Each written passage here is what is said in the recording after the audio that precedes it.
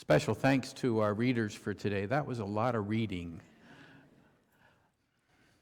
When I was in elementary school, up through middle school, I would go to see a woman down in South Philly. I lived in Delaware County, which is just south of Philadelphia, and we could take the train into Penn Station there and walk through much of Penn Station and come up in Rittenhouse Square and make our way through Rittenhouse Square over to 17th and Spruce, where I would go to see this lady, a medical professional, an eyesight professional to be more precise. My eyes turned out. So one eye looked over here and one eye looked over there. They discovered, besides noticing it visually, they discovered it especially when I would run into poles directly in front of me. And I did that on a couple of occasions. And so in about third grade, after doing some exercises with her for a long time, I had a surgery, and then after the surgery, my eyesight rehab was to continue to do these exercises. And here's what they consisted of. We would go down to see her, and she would place in front of us, in front of me, a drawing that looked like a mess. It had all these red and green lines that kind of ran all over the place, and it didn't seem to make any sense at all. And that was in spite of the fact that I had put on my best, thickest glasses to look at it. But I still couldn't see a thing until she would say, "Take off your glasses," and she would hand me a pair of lenses, one of which was red and one of which was green. They were the early versions of 3D. And when you put those glasses on, all of a sudden you would see a scene in front of you. And the scene would have a fence and numbered birds or numbered animals. And the therapy consisted of me doing exercises to bring my two eyes here, and she would ask, "Which is closer, number 1 or number 2? Which is closer, the cow or the lamb?" And those were the first times, really, that I saw in 3D, in dimensions at all. Because the compensation my body had done in the miracle of the way that God creates us is, wait a minute, if your eyes look out here, you're going to see two images. So my one eye would not work. And I would look out the other eye. And I would switch back and forth. I still do it to this day. If I hear something over here, without me even thinking about it, I switch eyes. That's on my tired days. On my good days, I'm looking with both eyes. Vision requires eyewear. Being able to see as God sees. Being able to catch a glimpse of what God is doing. Isaiah, in this particular portion of Isaiah, is bringing news to people who are on their way back from exile. An exile in which they had been away for generations. The best and the brightest had been taken off to Babylon, and the time had come for them to return according to the leaders in the conquering nation. And so they were to make their way back to Jerusalem. And with much excitement, they packed their bags and began their journey back. Now, I'm embellishing a little bit, but they began their journey back to the place that they had heard about all of their lives. Jerusalem.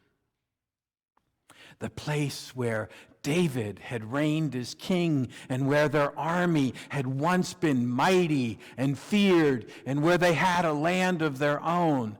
Jerusalem, a place where David had built a fantastic palace for the king. Jerusalem, a place with mighty walls on top of the hills. Jerusalem, a place where an amazing temple had been built for God in the days of Solomon. That's where they were going. Only when they came over the top of the hill and Jerusalem came into view, the walls were all torn down.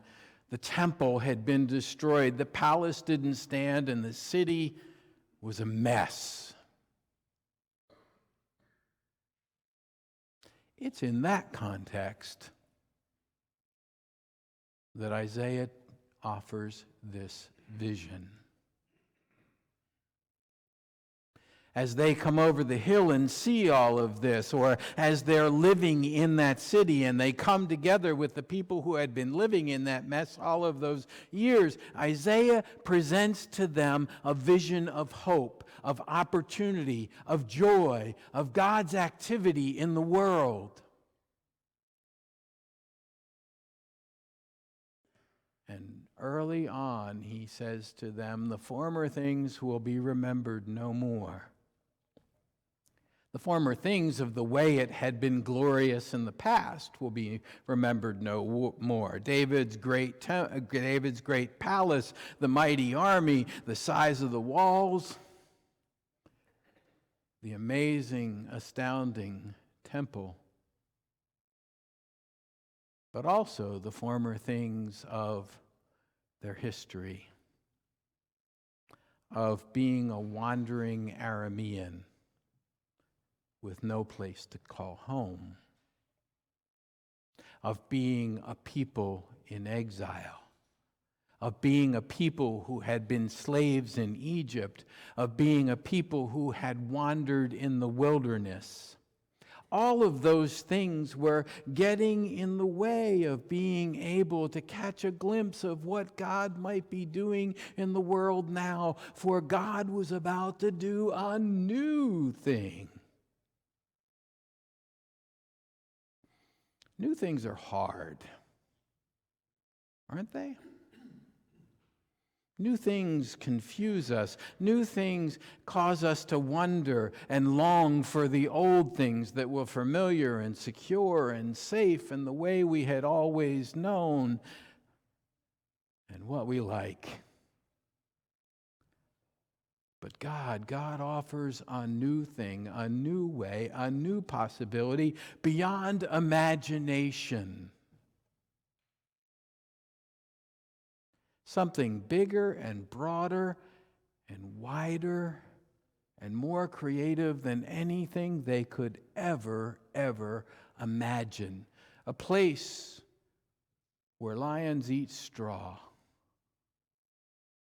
A place where children are not born into calamity. A place where there is peace. We struggle with new things. I mean, after all, well, we just struggle in general these days. There are lots of things that bring us down, that can make us wonder, where is God and what might God be doing? I mean, after all, it's been a lousy week, hasn't it? We have yet another school shooting. I can't even believe I say yet another. We have a nation sorely divided, where it's hard to discern truth at all. We have a world where refugees make their way from home because they are so afraid of where they are and cannot find a place of welcome. And we struggle as churches. We struggle to find the ground underneath our feet. We struggle to find the role of the church in society. We struggle to figure out how to be church in a society that is changing very very rapidly. We struggle. And God comes along. Well, we hope and we believe and we trust the promise of God that God is doing new things. And those new things may not look like the former things. We bring with us all of the values, those core values, those things that are important in our faith and our trust in God, but we bring them forward in new ways, and we find new expressions of the faith and new expressions of what it means to be church, and we wonder about them, and some of us say, that's not church. Or like I confessed to my class, if I had been with Isaiah on this journey and we were walking up the hill to Jerusalem and he gave me this, and he told me this story and said, this is what we're doing, I might have been among those. I'll confess, I might have said, yeah, right. Are you sure? And yet God is doing new things, and God did new things in those days, and they did move forward. And Jesus Christ did come and showed us a new way. And today there are new expressions of the church. Some of them pretty surprising, and I need to grab my notes in order to make sure I get some of this right. Doing a new thing. I'm imagining that some of us will say, "Oh wow, real? Yeah? That's church?" There is a professor at Dubuque Theological Seminary who's studying what's going on in the church, and he studied churches in Seattle. Seattle was the place he chose because Seattle is considered one of the most secular cities in our country. Did you know that? One of the most secular. So he decided to study it and see what's going on there and what expressions of church there might be. And he tells about a couple of them, but he tells about many more, but I'm going to just pick up two. One of them is the Aurora community. It's a part of a church called the Awake Church. It considers itself a neighborhood living room. So they started out using kitchens and having conversations and then providing a kitchen and then allowing people to borrow books and use computers. And they met in parks and people's living rooms and in a Chinese restaurant. And this is what their website says about who they are. We don't have a dress code, a smell code, or a moral code because we want to stumble into communion as our most honest selves, which is how we believe Jesus is most delighted to meet us. That's from the church's website. Then there's Union Church. Union Church in Seattle is actually a new Presbyterian Church USA congregation. It started in the South Lake Union area, which is a neighborhood that is populated by only a few churches, very few, and it is characterized more by things like one of the Amazon office buildings. Union Church meets for worship for the first and third Sunday of the month, has small groups on the second Sunday of the month, and community service on the fourth Sunday of the month. Union operates Cacao, which is a coffee and chocolate shop during the week, and provides an event space in their building.